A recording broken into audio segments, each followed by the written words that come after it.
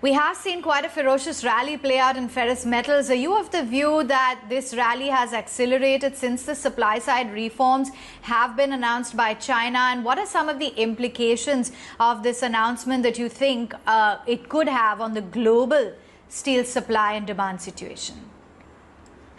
Well, good morning. A couple of things. First off, I think the world is going to surprise everyone as far as how engaged they're going to be with infrastructure spend.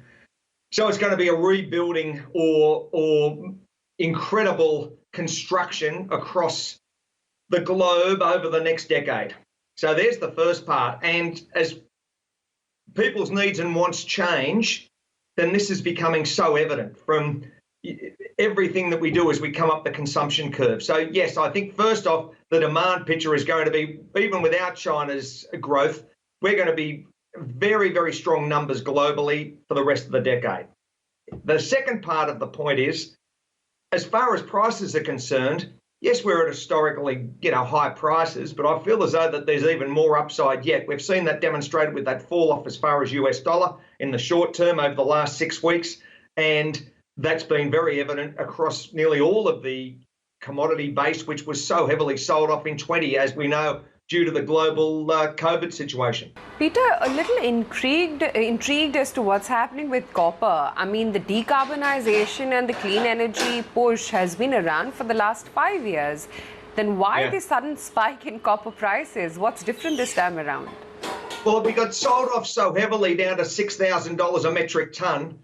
And it was just, there was no dollars spent as far as CapEx. All of the big miners were absolutely hemorrhaged.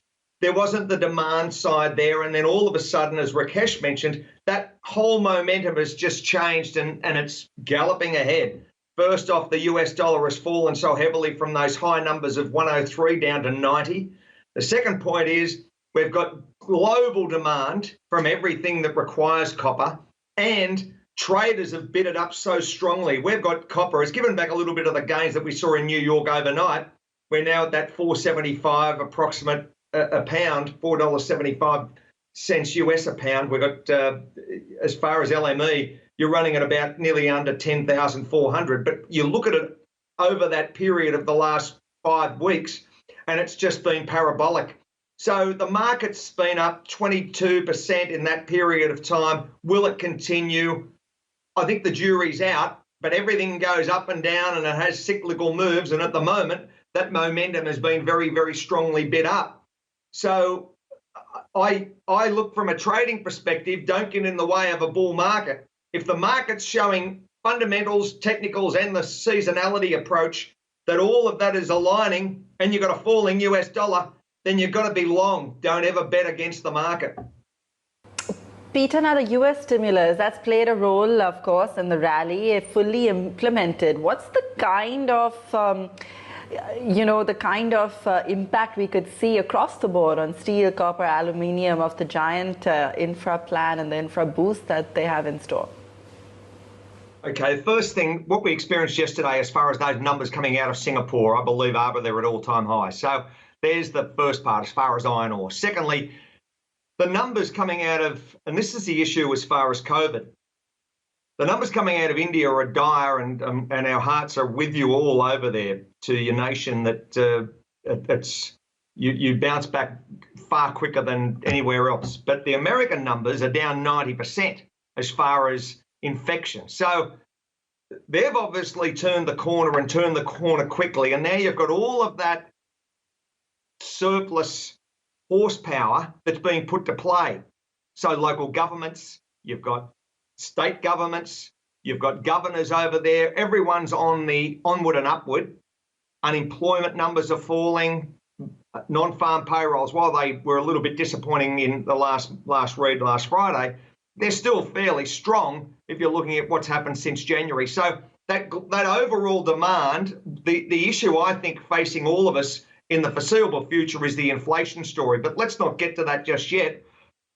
The demand is very, very strong. America is going to build its way out.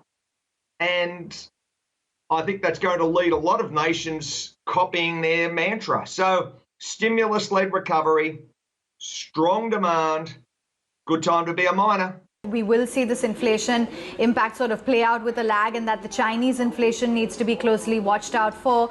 What's the sense that you're getting in terms of this overall, companies and, really coping with this high raw material prices being passed down? Well, do you believe the numbers? I mean, when I'm seeing numbers, and I look at the inflation numbers coming out of Australia, and I don't necessarily believe those, because everything that I'm buying is up 10 or 15%. So there you've got food price inflation, you've got fuel price inflation, huge property price inflation. This is all over the last, say, 9 months.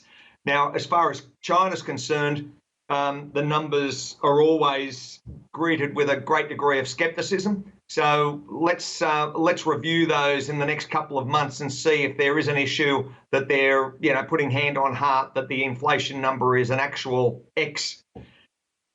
Second part is, I think that will be that contagion effect as far as inflation will impact the world, and you can't stimulate with trillions and trillions and trillions of dollars and not get a result.